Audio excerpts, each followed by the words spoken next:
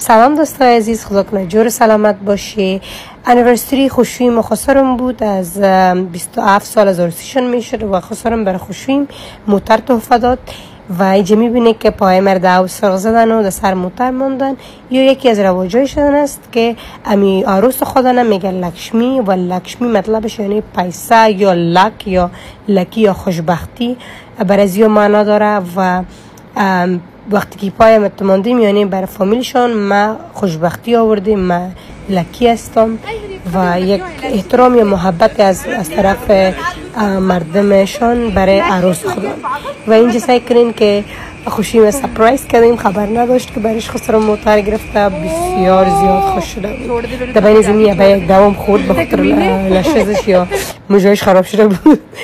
مگم سعی کنیم خوب موتر خوبش بود، خوشش آمد، بسیار خوش آمد، بسیار سپرایز شده بود و به خدا وارا خوش دیدم. من بسیار خوش شده بودم. دیگه فامیلک خورد، فامیل ما از 5 نفر هستیم که بیبی جان 6 نفر. دیگه خدا کنه که خوشتون بیایه. اینی موتر است، سکنی موتر من نفهم نامش چی بوده که ابای نامش سکورپیوس میگه. اوکی، خداحافظ جیگرها، love you all, bye bye.